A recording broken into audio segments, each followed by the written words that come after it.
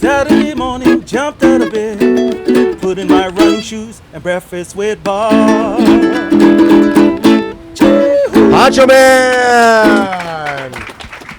Welcome again, Breakfast with Bob. We are brought to you by HOKA, One Polar, Halo, Neuroscience, Velofix, Today's Plan, Normatec, Four Seasons Resort, Hualalai, streaming on Triathlete Magazine, and our guest, Ashleigh Gentle, Josh Amberger, and Ashleigh just won the ITU World Championships. How about a round of applause for both?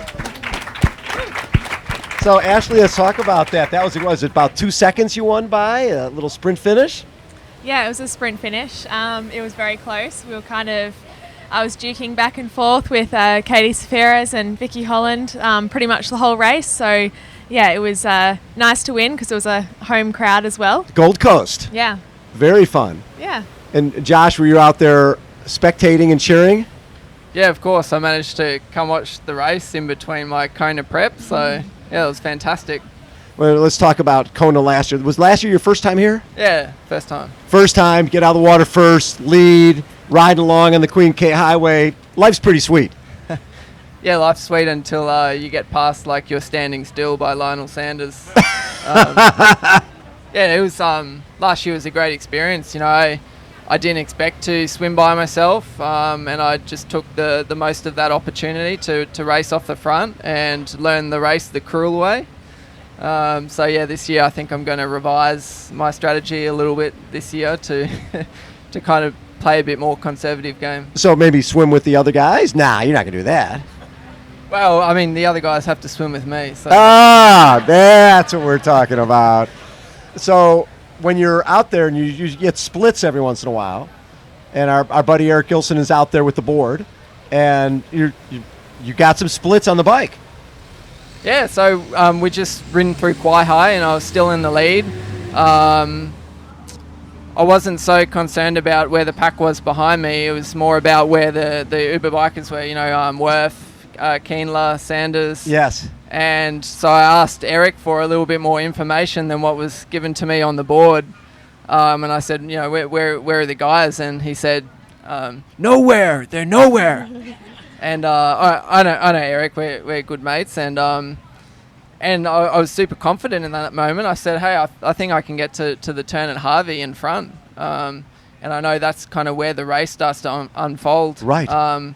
For the main pack, so I thought if I can get there still in the lead, then you know, there's a good chance that I can get to T2, you know, at the front of the race. And literally like a minute later, after Eric said they're nowhere, there they are passing me a lot quicker. So yeah, that's kind of where my race really changed from being really confident at the front of the race to really on the back foot. All of a sudden you're feeling like, oh my God, this is going to be a little parade going by. Yeah.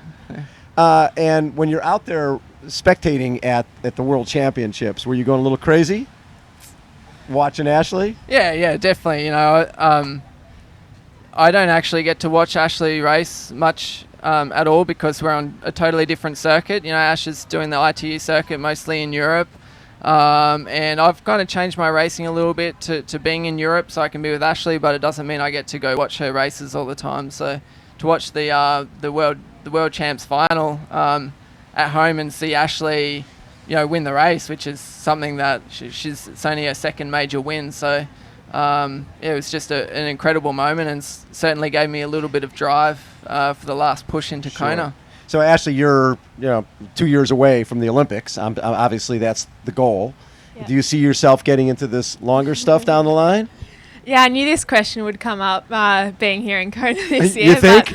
But yeah, obviously for me, the focus definitely is Tokyo. I changed training squads, I guess, with the sole focus on being the best I can be in Tokyo. Yeah, it's challenging. Don't see Josh that much, but that's the focus for now. But to be honest, I can't see myself continuing with ITU much longer than that. But I've never done a half Ironman even, but you know, it's something which I definitely want to do. So I think that I'll definitely try one of them first, but it's great to be here in Kona for sure to, I guess, appreciate the race, the conditions, riding out there on the Queen K. I've been running around too. It's something special, and I think that I would like to give it a go if I can complete an Ironman and even qualify. So, I mean, you've 77 starts, 30 podiums, 10 wins, right? That I don't know if that's what the stats That's say. what they say on the ITU page. Ranked. So, what'd you finish the year ranked ITU? 6th. 6th for the Yeah. year. Not bad. And are you gaining points now for the Olympics? Did that start this year or does it start next year? Yeah, it starts really early. So in May this year was the first race where you started collecting points for the Tokyo Olympics. So it's more than 2 years out. So it's a pretty intense circuit, I guess. If you step away from the racing just for a little bit, your ranking can plummet really quickly. Right. So yeah, I've still got to make sure that I'm there at the races, and luckily my Olympic ranking is really high at the moment. So I'm pretty much guaranteed, some starts on the World Series circuit to try and get automatic selection. But yeah, you've definitely got to make sure you stay consistent and injury free so you can be there when it counts. Now, do they do an Olympic trials race? Yep. Or just like one race? Yeah, so in August in 2019, there's an Olympic test event on the course in Tokyo. So most countries use it as an automatic qualifying race for the Olympics. So that will be my next, really major race next year. And getting an automatic spot is definitely something you want to be there for. So, Josh, this year you got second at South Africa. And we were just talking to Ben Hoffman. He was just talking about how crazy that he loves that event. The crowds are crazy. What do you think? Yeah, it was my second year going back to South Africa. It was actually the first Ironman that I finished. So, and that was last year. So, I had to go back this year. And unfortunately for Ben, he did the Cape Epic a couple of weeks before, which he found out was not ideal preparation for the race. So I think it was brutal. I love South Africa. It's not too dissimilar to this. Heat, wind, it's like super windy there. I think the main difference is like the seal on the bike is really rough. So that I think it tends to split the race up a little bit. Right. Being a championship race, it's a big one. It attracts a good field. So I was second there this year, which I was stoked with. I got my Kona points kind of out of the way in one hit. And we had a great battle with local guy Kyle Buckingham, so I was thrilled that he could get the win. He seemed super happy and it was like a dream come true for him. So I know Starkey doesn't like getting second place, but You're fine with I was pretty fine with that on that day. Yeah. And then a fifth at Frankfurt is also impressive, right? Because that field is always Frodeno, it's Patrick Lange, every top German is there, and that's an impressive race. Yeah, of course. I mean, winning Frankfurt is, these days, it's almost like if you can win Frankfurt, you can win here. So, right.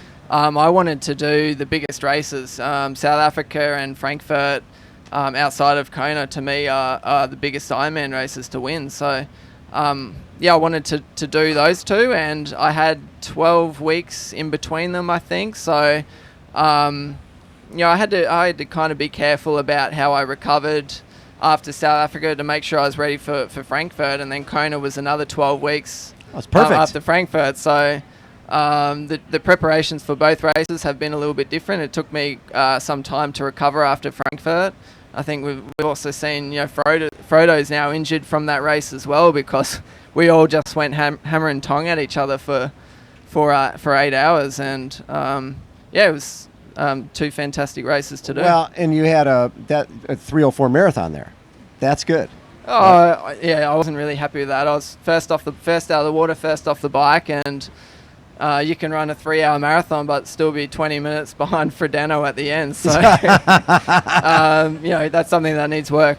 What would be your goal here if you run a 3-hour marathon here? I mean, last year you were 29th, right? Yeah. And you run a 3-hour marathon, you're a lot higher than that. Yeah, of course. I mean, I think if you're at the front of the race, getting off the bike, and you run a 3-hour marathon, you're still well in the top 10. So, yes. I'll look at where I am off the bike, and hopefully I can do somewhere in that 250 range. 250? Yeah, somewhere. Yeah. There you go. So, Ashleigh, on race day, do you get nervous when he's racing? Well, I've actually never been at an Ironman event before. Really? Yeah. So he hasn't done that many, but I feel kind of bad because for my racing circuit is super intense, and I haven't really had the opportunity to support Josh at an Ironman. So, I think that I'll be nervous. I'm always nervous trying to track online. So I think, but being here at race day will be really special, and I'm really looking forward to being out there on Saturday and trying to support him as much as possible in the lead up as well. And I'm just really happy I could make it to Kona. And then hopefully, like 2023, we'll see you here. Honestly, it's hard to imagine at the moment, considering my event goes only for 2 hours. But I would love to try a half Ironman and see how that goes. And I've seen, obviously already how amazing the event here at Kona is, and I think I would like to give it a try, but maybe ask me after my first half Ironman. I love it. How about a round of applause for Ashleigh Gentle, Josh Amberger, Poncho Man. Take us out, baby. Saturday morning, jumped out of bed, put on my swimming goggles and breakfast with Bob. Poncho Man, everybody. All right, guys. Very nice of you guys to come by. Heidi's going to get a photo of the four of us. With Poncho.